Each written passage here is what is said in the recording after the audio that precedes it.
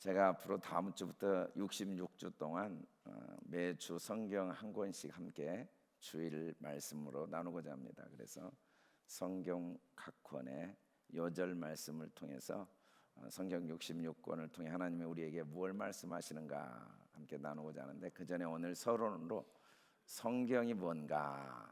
여러분, 성경은 구약과 신약, 구약은 39권, 신약은 27권. 구약은 모세오경, 역사서, 시가서, 예언서, 또 신약은 복음서, 사도행전, 서신서, 계시록. 성경은 보통 한 1500년 동안 40여 명이 기록한 것으로, 하나님께서 이들을 사용해서 기록하신 것으로 알려졌고, 1500년 기록되어 있지만 저자가 한 명이기 때문에 성경 첫 페이지부터 끝 페이지까지 맥이 있죠. 흐름이 있는 말씀이다. 40명이 지역도 다르고 또 성분도 다르고 시대도 다른데 저자가 하나님이니까 이 성경 전체에 흐름, 맥이 있다고 말합니다. 성경을 하나님이 왜 주셨을까요? 성경을 통해 하시고 싶은 말씀이 정말 무엇일까요? 정말 하나님이 우리에게 성경을 통해 주시고자 하시는 게 무엇일까요?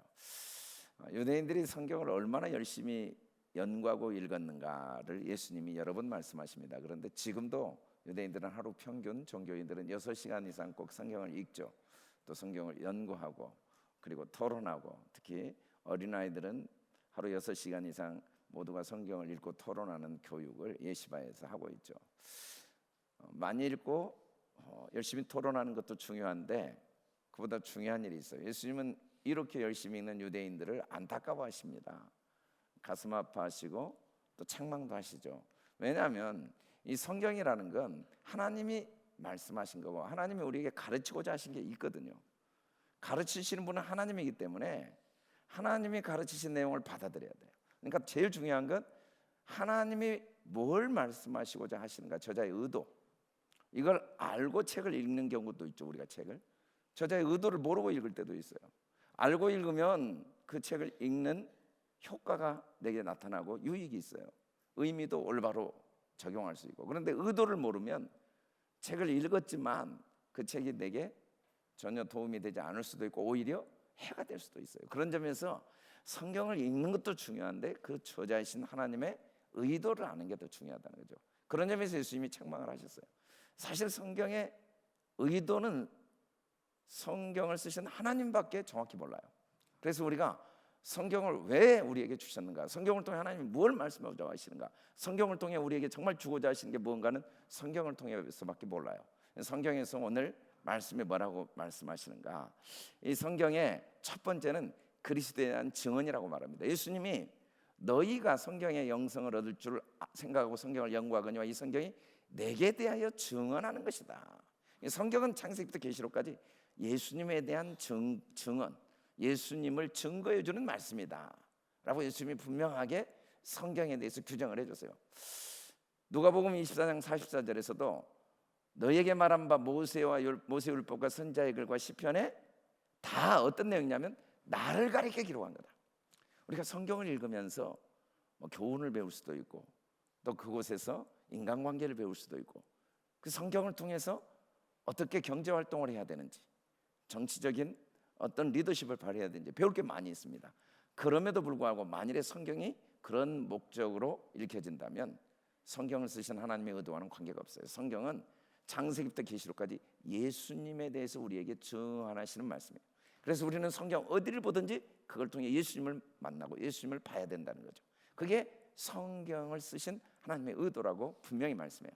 여러분, 우리가 역사라고 하면 BC와 AD입니다. BC는 말 그대로 예수님 이전, 우리가 흔히 주전, 주님이 태어나기 이전 1000년, 2000년, 3000년. 예수님을 믿건 안 믿건 모든 사람들은 AD 2017년 오늘이 5월 28일이라고 고백한 그 고백은 예수님의 날이란 말이 아노도민인데 예수님의 날, 그날로부터 지금 2017년 5월 28일이라고 고백하죠. 자기 생일을 이야기할 때 예수를 안 믿어도 나는 예수님의 날로부터 며칠 된 날에 태어난 사람이고 내 삶의 기준은 예수님이라고 고백을 하고 있어요. 우리가 흔히 말하는 역사는 히스토리인데 히스토리는 He is story의 준말이에요. 그의 이야기죠. 여기서 He는 예수님입니다. 예수님이 없으면 역사가 없다고 분명히 사람들은 고백을 하고 있어요. He is story. 히스토리가 뭔가? 내가 예수님을 만난 적이 없다. 그러면 나는 역사가 없는 거예요. 나는 태어나지도 않았고 살지도 않았고 난 아무것도 아니고 허무한 존재죠. 무요 무. 내 삶에 예수님을 만나고 경험하고 예수님을 체험하고 예수님과 동행한 게 없다 하면 나는 시간적으로는 허무한 인생, 아침 안개와 같이 사라져버리는 인생이 끝나지만 내 삶이 예수님 그의 이야기와 함께했다면 영원한 히스토리, 역사가 되죠. 영원히 남게 된다는 거죠. 그렇게 사람들은 고백을 해요. 예수를 믿지 않아도 인생의 역사가 뭐냐면 예수라고 불신자들도 다 이야기를 하고 있죠. 여러분, 누군가가 죽으면 위인의 자료를 철저하게 모읍니다. 제가 톨스토이 기념관을 가봤어요. 톨스토이 기념관을 가봤어요. 그러다가 푸시킨 기념관을 갔어요. 그런데 제가 푸시킨 기념관 갔다 와서 막 이야기를 했더니 알고 보니까 푸시킨 기념관이 5군데도 더 되더라고요. 그가 태어난 곳, 그가 공부했던 곳, 그가 집필했던 곳, 그가 노년에 살던 곳, 여러 곳이 다 기념관이더라고요. 에디슨의 기념관도 뭐 한 마을 정도 돼요. 그래요.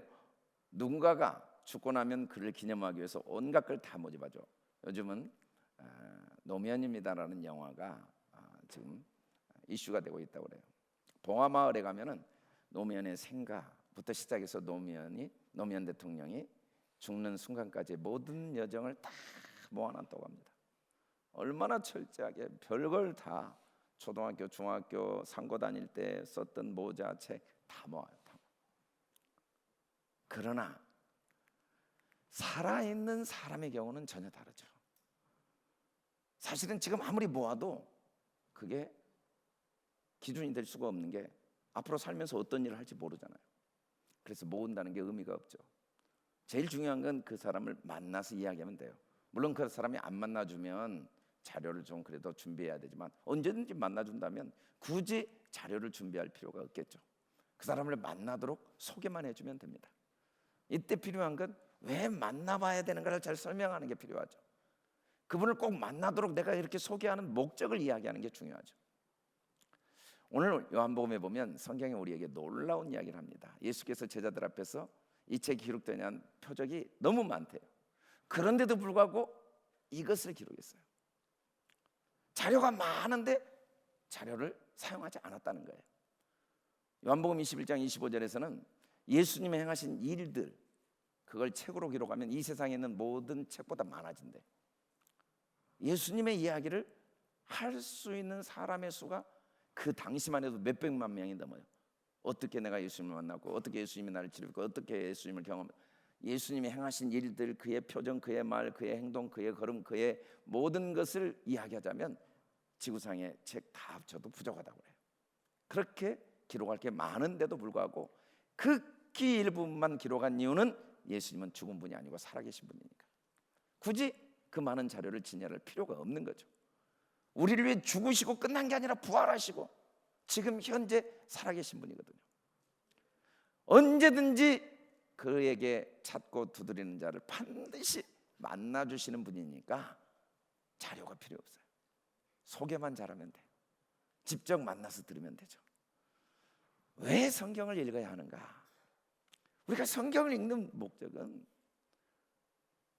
기념관 속에 진열된 예수님의 화석, 박물관에 있는 예수님의 우상을 감상하기 위한 게 절대 아니에요. 그 책을 통해 내 생각과 내 사상을 정리하자는 게 아니에요. 지금 살아계신 나에게 말씀하시는 주님을 만나기 위함이에요.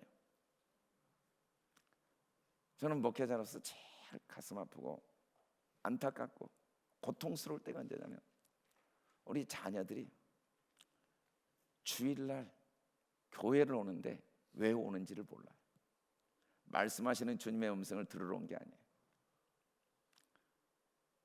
나의 시작이 주님이거든요. 여기까지가 전적으로 주님이에요. 주님 없으면 우리는 여기 있지도 못해요. 내 미래는 주님이에요. 내 모든 걸 예비한 분은 주님이에요. 내가 어떤 노력과 모든 세상 사람 70억을 다 동원하고 모든 능력을 다 동원해도 내 한 치 앞을 예비할 수 없어요. 내 미래를 예측하고 준비할 수 없어요. 주님은 완벽해요.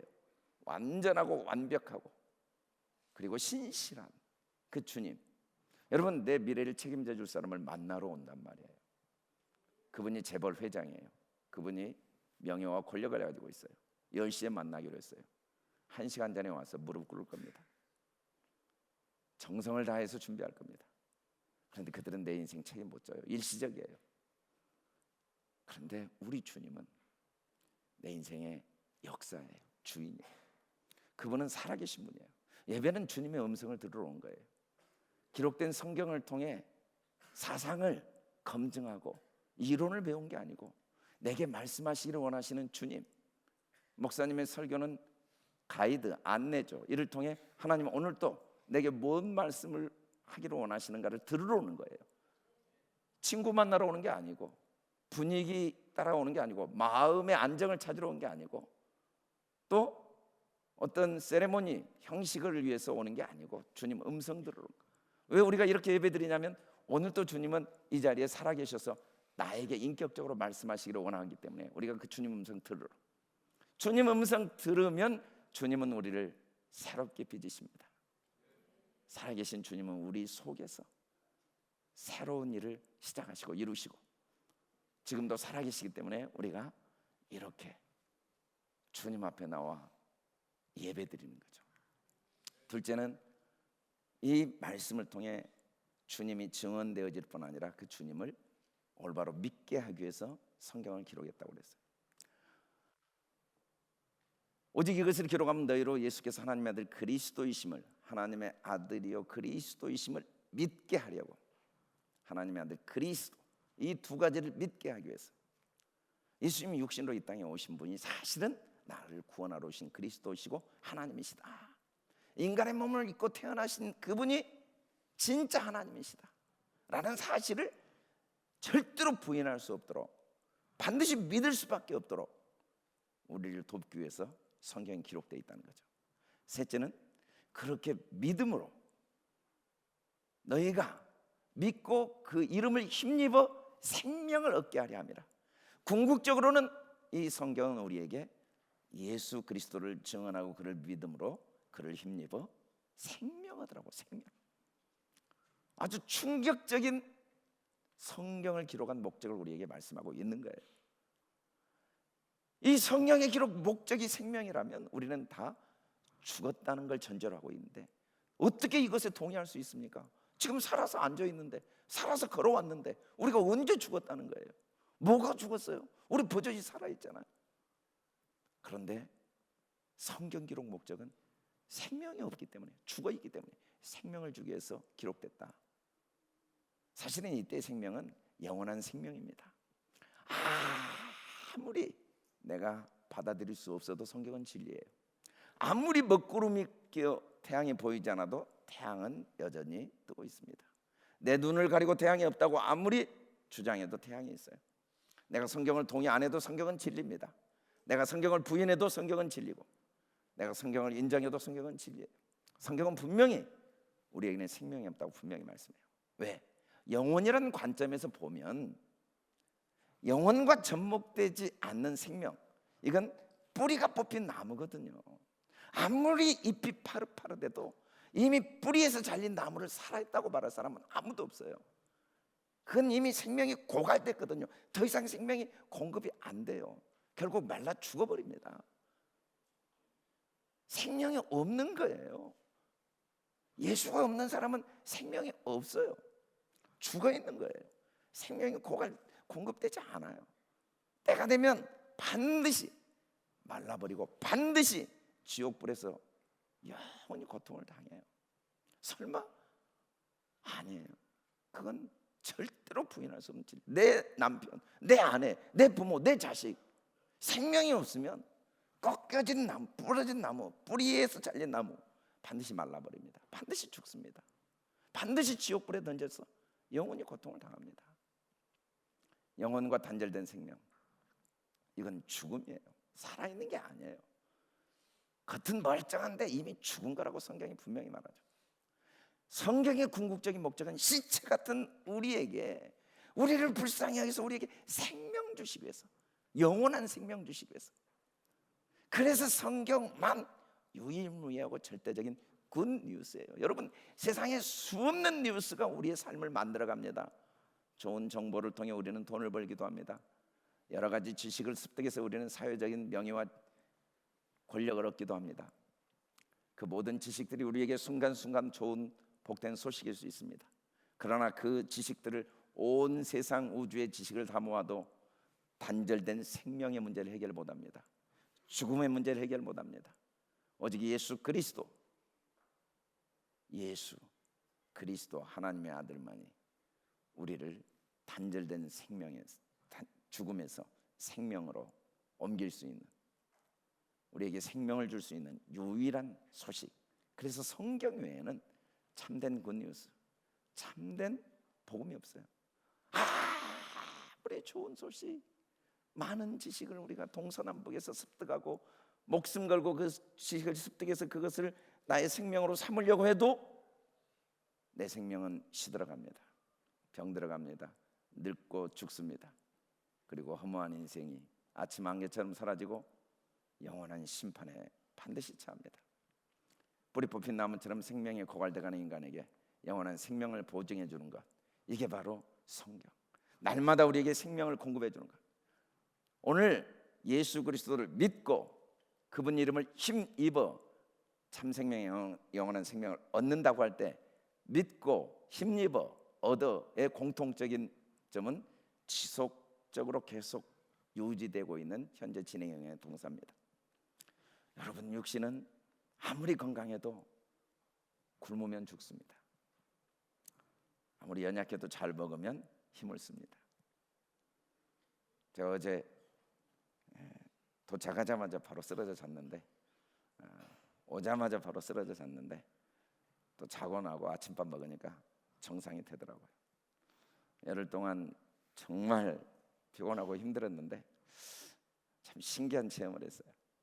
우리 교회 마당에 딱 들어서니까 어디서 그렇게 힘이 공급되는지, 언제 피곤했느냐 다 사라지더라고요. 집 떠나면 고생이란 말이 진짜 실감이 나요. 집보다 좋은 게 없는 것 같아요. 그래요. 우리가 믿고 힘을 얻어 생명을 얻는다는 건 지속성이죠. 계속해서 생명이신 예수님의 말씀을 들으면 생명이 우리에게 끊임없이 공급돼요. 아멘. 그 힘을 입어서 우리가 생명력 있는 삶을 살 수가 있어요. 우리가 육체는 멀쩡히 살아있는데 생명력이 없어요. 시체처럼 살고 있는 거예요. 세상 뉴스를 다 섭렵해도 그 안에 생명이 없어요. 생명, 그 안에 말씀을 믿고 힘입는다는 건 주님 말씀을 내 마음의 중심에 모셔서 주님이 진짜 내 인생의 주인 되는 거예요. 여러분, 예수님은 내 인생의 진짜 주인이세요. 나의 시작과 끝이고 나의 전부세요. 그를 믿고 힘입는다는 건 우리가 그 말씀 안에 들어가는 거예요. 너희가 내 말에 거하면 내 제자가 되고, 누군가의 말을 받아들일 때 그분이 내게 들어와요.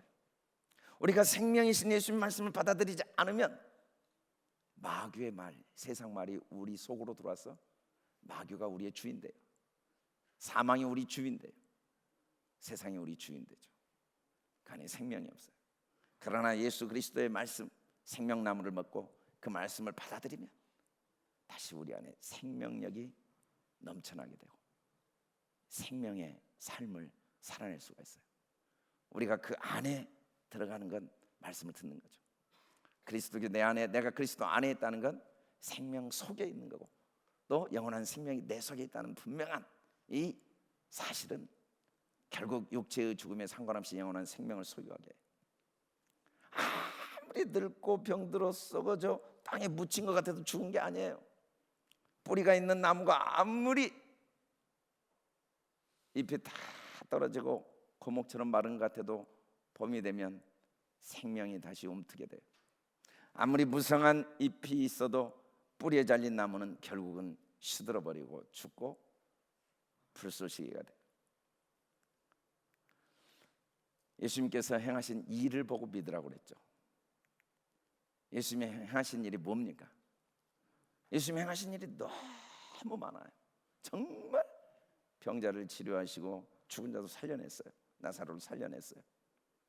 오병이어 5천 명을 먹였어요. 그런데 사실은 그게 예수님이 우리의 구주이시고 나의 하나님이신 표적이 아니에요. 아기로우신 예수님. 말구유에 하나님의 영광을 다 버리고 낮고 천한 그 자리에 오신 예수님, 그분이 바로 나의 구세주, 나의 하나님이신 증거. 이 증거가 뭐냐면, 예수님이 육신으로 이 땅에 오신 증거가 뭐냐면, 하나님은 영원부터 영원까지 나와 함께 하시는 나의 아버지, 나의 하나님이신 증거죠. 예수님께서 이 땅에 오셔서 정말 얼마나 더럽고 교만하고 이기적이고 거짓되고 추하고 악하고 미련하고 음란하고 원망과 불평과 변명과 온갖 악함으로 머리끝부터 발끝까지 상한 데가 없이 썩어버린 우리 속을 다 아시고도 우리를 찾아오신 거예요. 나를 다 알면 다 도망가겠죠. 내 속을 다 알면 다 도망가겠죠. 때로는 나도 나를 다 숨기고 덮어버렸지만 어느 순간 내 속이 보일 때 나마저도 내가 싫은데 남이 나를 어떻게 내 옆에 있겠어요?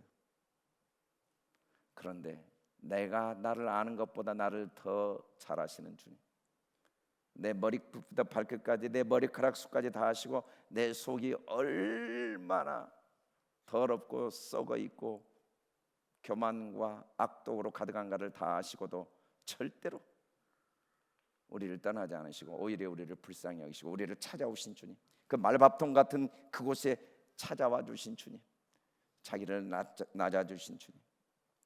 제가 캐나다 갔더니 밴쿠버가 뭐 지상의 낙원이라고 하는데 다운타운에 홈리스들이 정말 많더라고요. 정말 이곳이 지옥이구나라는 생각이 들어요. 너무 비참해요. 너무 불쌍하고 마약과 알코올에 중독돼서 시체처럼 길거리에 있다가 때 되면 밥 얻어먹고. 왜 그렇게 됐는가 봤더니 원주민들을 사는 공간을 정해놓은 거예요. 그곳을 나가면 안 돼요. 그 안에 있으면 태어나서 죽을 때까지 먹을 거 입을 거 병원 교육 다 해결해줘요. 대신 아무리 공부를 많이 해도 그곳을 나가면 안 돼요. 나가서 직장을 잡으면 보조금을 안 줘요. 그래서 그들은 공부할 이유도 없어요. 공부 안 해도 먹고 사니까. 그런데 신기하게 원주민들은 거의 매일 자살을 하는데, 그러다가 아내가 죽고 남편이 죽고 자식이 죽고 정신병자가 되고 그러면 이곳을 떠나서 갈 데가 없어서 길거리에 있어요. 돈을 벌면 되는데 돈을 벌면 보조금 안 나오거든요. 그래서 길거리에서 보조금 갖고 폐인된 그 인생을 하루 사이에 보조금으로 마약 사고 돈 다 써버리고, 그래서 홈리스들 누군가 먹여주면 그렇게 하루하루 살아가고 있더라고요. 그 사역을 하신 분이 지난번에 우리 교회 어떤 이미연 전도사님 그 사역을 하시느라고 많이 지쳐 있더라고요. 지나가기만 해도 소름이 끼치는데 그래도 많은 한국 선교사님들이 그들과 함께 그들을 돕고 있으면서, 그들 중에 우리 현순진 사모님 아들이 목사님인데 그 홈리스 아이를 도와서 그 아이가 이제 아주 훌륭한 예수님의 제자가 된 간증을 하고 교회에 충성하는 이야기를 하더라고요. 어떻게 도왔는가? 그곳에 가니까 도운 거예요. 정말 옆에 가기도 싫어요. 소름이 끼쳐요. 그런데 그들을 불쌍히 여기고 두려움, 공포가 밀려오는데 언제 내 생명의 위협을 당할지 모르는 정신이 없는 사람들, 근데도 불구하고 그들을 불쌍히 여기서 그들과 함께하는 사람들을 통해 생명이 살아나고 있더라고요. 예수님이 하나님이신 이유는 썩은 나를, 죽은 나를, 더러운 나를 찾아오신 거죠. 어떻게? 자기가 낮아지셔서, 구유까지 낮아지셔서. 예수님이 이 땅에 오신 건 진짜 하나님이 나의 아버지이시고 나와 함께 하심에 변개할 수 없는 증거죠. 나를 그의 영원하신 자녀 삼으신 확실한 증거죠. 우리는 전혀 그 사실을 깨닫지도 인정하지도 않은데도 주님은 변함없이 우리를 사랑하시고 우리와 함께 하시고. 여러분, 사랑은 분노, 사랑은 증오, 사랑은 원수로 바뀔 수밖에 없는 게 사랑은 기대, 헌신만큼 기대하고 기대가 무너질 때 분노하게 되고 기대가 무너질 때 배신당한 그 아픔 때문에 보복을 하게 되죠. 인간의 사랑이죠. 그러나 예수님은 우리가 그를 조롱하고 그를 비웃고 그의 뺨을 때리고 그를 벌거벗기고 온몸이 갈기갈기 찢겨져도 우리와 함께 하시기를 원하시고 오히려 아버지 저들을 용서해 주세요.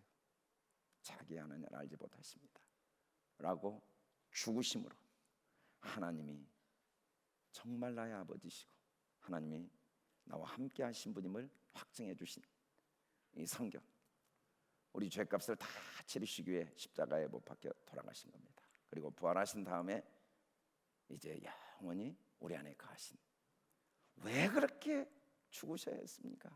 왜 그렇게 예수님이 만민의 비방거리가 되어야 됐습니까? 왜 그렇게 벌거벗김을 당해야 됐습니까?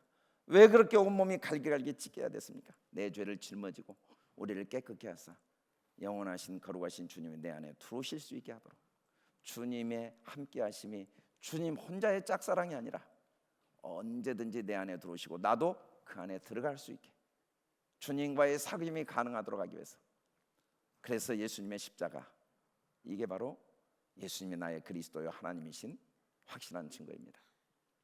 예수님과 인간과 더불어 사시는 그리스도. 여러분, 예수님이 이 땅에 오셔서 창녀들과 함께 했어요. 거지들과 함께 했어요. 문둥병자와 함께 했어요. 중풍병자와 함께 했어요. 혈루병 앓은 여자와 함께 했어요. 사람들은 이해를 하지 못하고 예수님을 죽이려 했어요. 예수님 가는 곳마다 나의 아들아, 나의 딸아, 내가 원하노니 깨끗함을 받으라. 왜냐하면 하나님은 바로 임마누엘, 이런 나와 함께 하시는 하나님이신 걸 예수님을 통해 보이신 거죠. 그 예수님의 말씀을 내 마음에 간직할 때 우리에게 생명이 있습니다. 예수님 분명히 나는 부활이요 생명이라고 하셨거든요. 그래서 예수님의 말씀이 내 안에 들어오면 죽어도 다시 살고 살아서 그 말씀이 있는 자는 죽음이 없어요. 생명을 주시는 정도가 아니라 마귀는 거짓말을 통해 우리를 도적질하고 우리를 죽이고 우리를 멸망시키려 했지만 예수님은 날마다 우리를 더 풍성하게, 모든 상황과 사건 속에 우리의 삶이 더 풍성해지도록, 마귀는 우리를 가난하게 하고 병들게 하고 실패하게 하고 오해하고 갈등하게 해서 우리를 도적질하고 죽이고 멸망시키려고 하지만 형들이 요셉을 노예로 팔고 감옥에 갇히는 사건을 통해 오히려 하나님은 더 풍성케 하시는 하나님이시죠. 어떻게? 우리가 실수하고 실패하고 허물이 드러나도 절대로 우리를 떠나잖아요. 상한 갈대 같은 우리를 절대로 꺾어버리잖아요. 꺼져가는 심리 같은 우리를 절대로 끄지 않으세요. 우리가 주님을 떠날 수는 있어도 주님은 절대 우리를 떠나시잖아요. 주님의 손을 우리는 놓을 수 있지만 주님은 우리 손을 절대 놓지 않으세요. 사람들은 실패하면 다 떠납니다. 그러나 주님은 그럴수록 더 가까이 오세요. 인간의 사랑은 한계가 있어요. 아버지의 사랑, 어머니의 사랑, 어쩔 수가 없는 한계에 부딪혀. 남편의 사랑, 아내의 사랑. 그러나 하나님의 사랑은 한계가 없어요. 하나님은 영원전부터 영원까지 우리를 사랑하시고, 그 증거로 하나님의 아들 예수가 이 땅에 아기로 오셔서 구유까지 낮아져 십자가에 죽으심으로 우리를 향한 하나님의 아버지의 사랑, 우리와 함께 하시는 하나님의 함께 하심을 확증했죠. 하나님은 여기까지 우리를 에베네셀 인도하시고 우리의 모든 앞날을 예비하시고 우리를 보호해 주십니다. 우리가 혹시 고통이 다가오면 고통으로부터 보호해 주시고 또 감당할 힘을 반드시 주십니다. 사실은 뒤돌아보면 좋은 건 좋지만 안 좋은 게 더 좋은 이유는 좋을 때 주님 만났지만 안 좋을 때 더 가까이 주님을 만납니다. 아멘. 할렐루야. 좋은 건, 안 좋은 건 그때 다 가까이 주님을 만나요. 어쩔 수가 없는 우리 한 사람도 여유가 없어요. 모든 상황과 사물에는 양면성이 있습니다. 어떤 어둠 속에도 빛이 있고 어떤 밝음 속에도 그림자가 있어요. 믿음은 뭡니까? 모든 상황 속에 하나님의 선하심, 어떤 상황에도 하나님의 함께 하심을 바라보는 게 믿음이에요. 그게 진리예요. 그 속에 생명이 있어요. 그 속에 풍성함이 있어요. 밴쿠버처럼 환경이 좋고 전 세계 최고의 복지 시설을 이룬 곳에 생명이 있는 게 아닙니다. 선진국과 후진국의 차이가 무엇인가? 제가 토론토 밴쿠버를 다니면서 깜짝 놀란 게 다운타운 아파트촌에 진짜 사람이 많이 살아요. 공통적인 점이 사람이 절대 하루도 안 보인다는 거. 다 사는데 각자 안 보이게 살아요. 아파트에 그렇게 사람이 많은데 한 명도 없는 것처럼 살아요. 인도 가면 인구도 많기는 하지만 어디를 가든지 사람 천재예요. 아니 도시만 그런 시골을 가도 변두리를 가도 사람 천재. 왜? 그건 사람이 부딪히기를 원해요.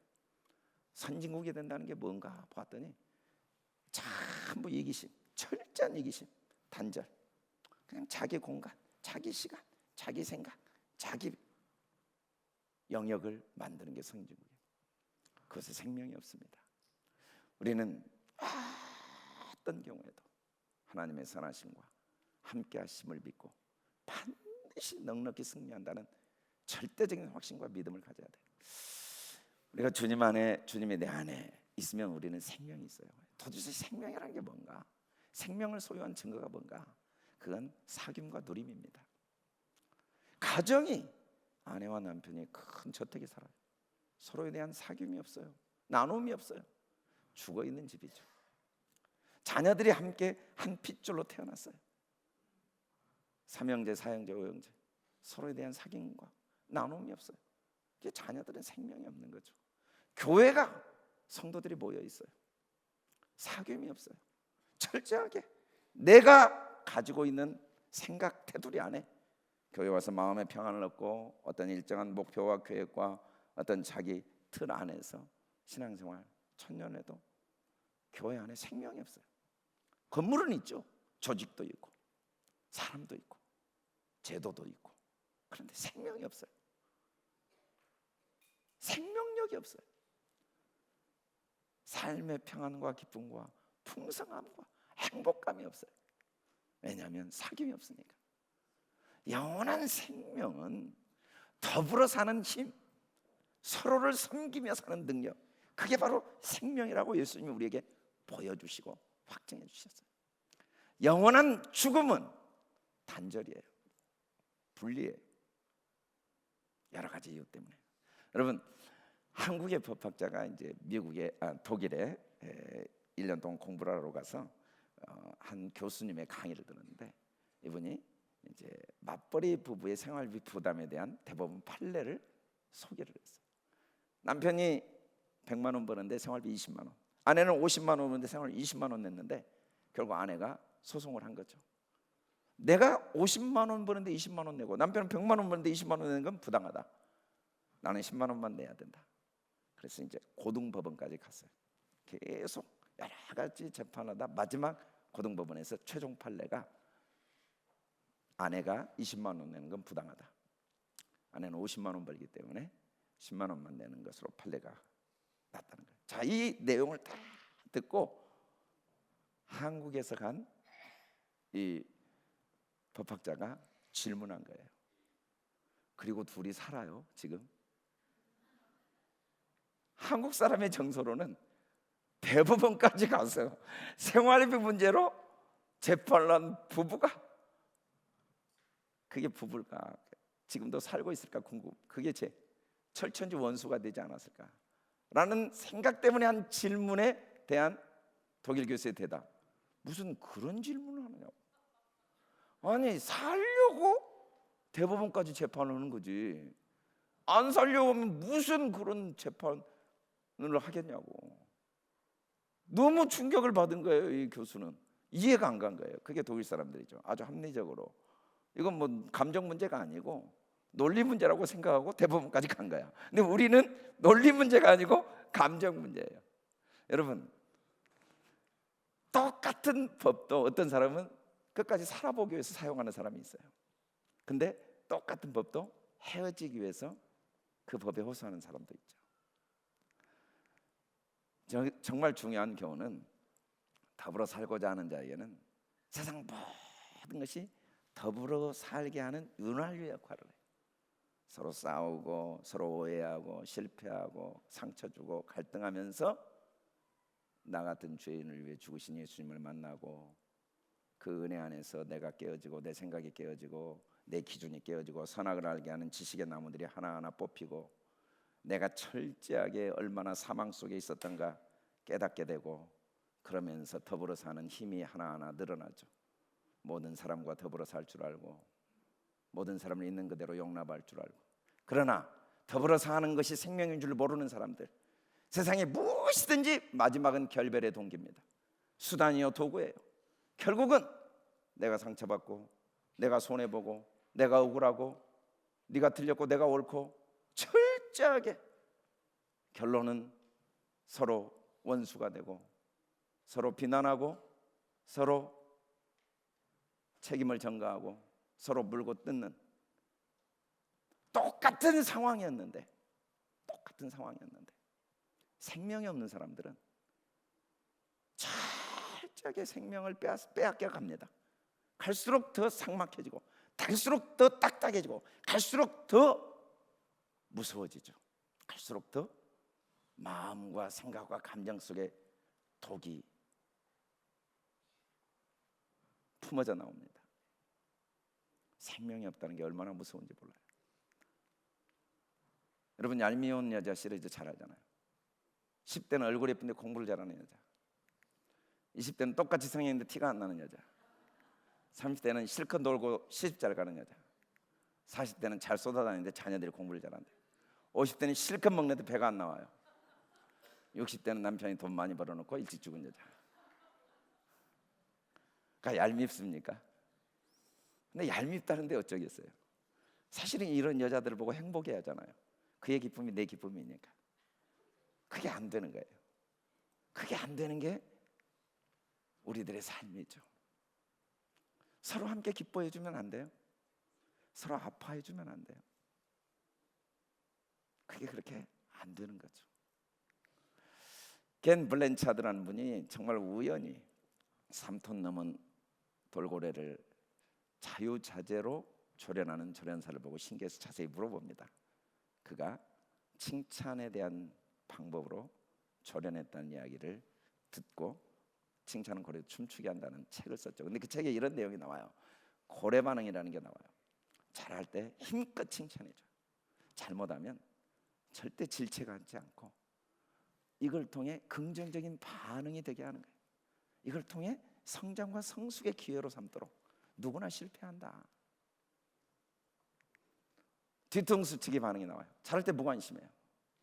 잘못할 때 어김없이 그럴 줄 알았다. 원래 유리창 닦은 사람은 깨거든요. 안 닦고 있다가 유리창 깨면 그럴 줄 알았다. 그러니까 그렇게 됐지. 내가 그런다고 했잖아. 남편을 막 이때 죽입니다. 이때 밟습니다. 이때 아내를 죽이는 거야. 이때 아들 딱 앉혀놓고 죽이는 거야. 내가 그럴 줄 알았다. 왜냐하면 내 안에 생명이 없으니까. 수없이 그래도 한 번도 나를 외면하지 않은 주님의 음성을 들어본 적이 없어요.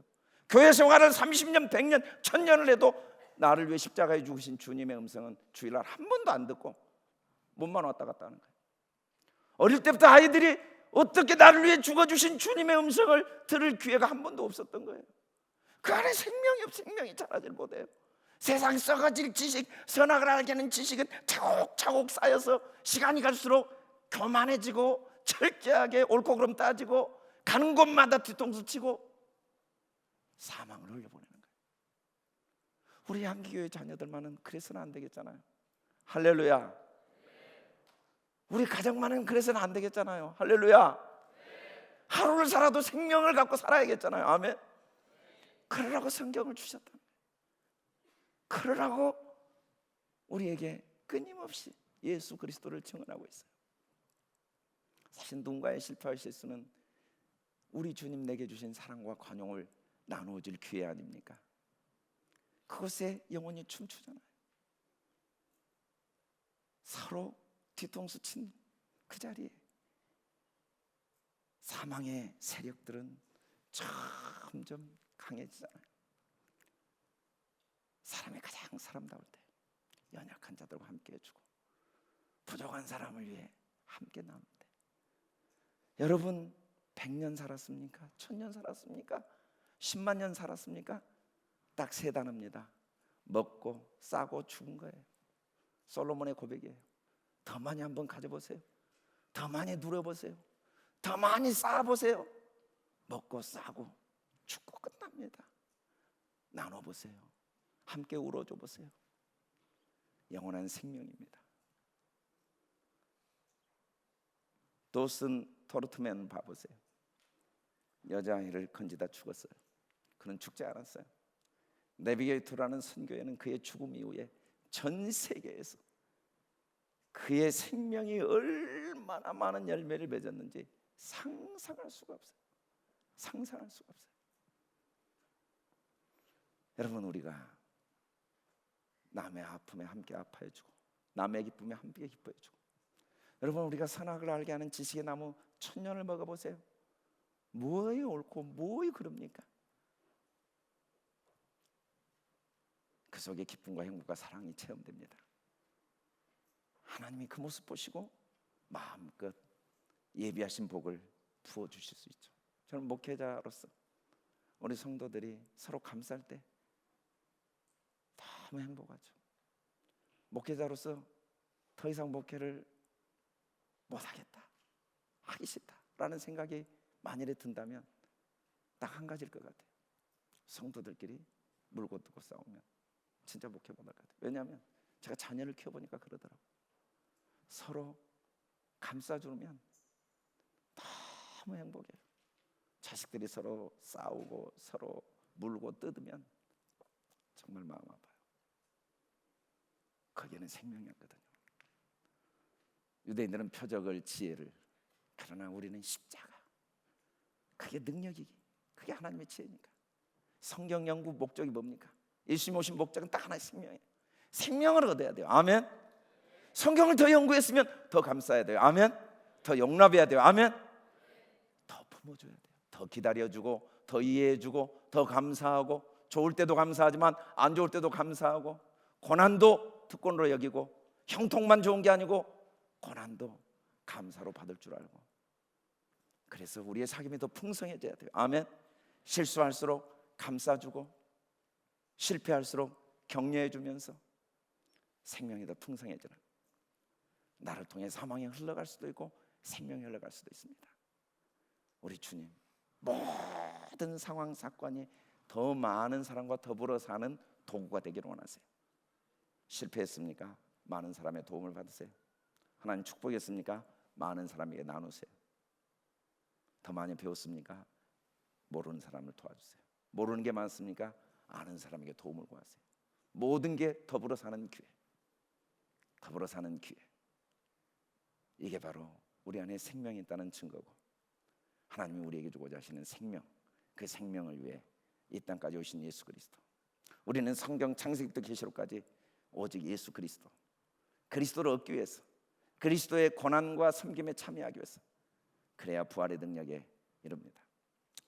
제가 이번에 토론토 가서 우리가 기도하고 생각했던 것 이상으로 하나님께서 그곳에 준비하시고, 얼마나 간절히 사모하고, 얼마나 하나님이 놀라운 역사를 이루셨는지, 또 기도, 우리 중보기도회를 했는데 하나님의 놀라운 은혜의 역사들을 하나님이 이루셨어요. 밴쿠버는 약 70여 개 교회가 있다는데 정말 깜짝 놀랐어요. 저는 정말 지나가면서 몇 명의 목사들 올 줄 알았는데 거기 정말 목회를 하려고 한 분들은 다 모였고, 강의가 끝나도 떠나갈 줄, 자리를 뜰 줄 몰랐어요. 왜냐하면 학부형 세미나도 했는데 우리 한지원 양수인 선교사님이 정말 고생을 많이 하셨더라고요. 얼마나 그 많은 밴쿠버의 목사님들, 사모님들 정말 바쁘신 분들인데 얼마나 이야기를 해놨든지 사람들이 많이 모여서 아마 밴쿠버, 토론토에 정말 하나님의 말씀을 통한 다음 세대 역사들이 본격적으로 시작돼서 저희도 많이 놀래고 왔습니다. 몸은 피곤했지만 가기 전에 수없이 못 간다는 핑계를 대고 마지막까지 안 가보려고 했는데 가서 보니까 또 하나님께서 하신 일들이 있었습니다. 여러분들 감사하고, 교회 일정 이번 주 월사 예배가 있고 또 우리 율리아 만나 선교사님이 방문합니다.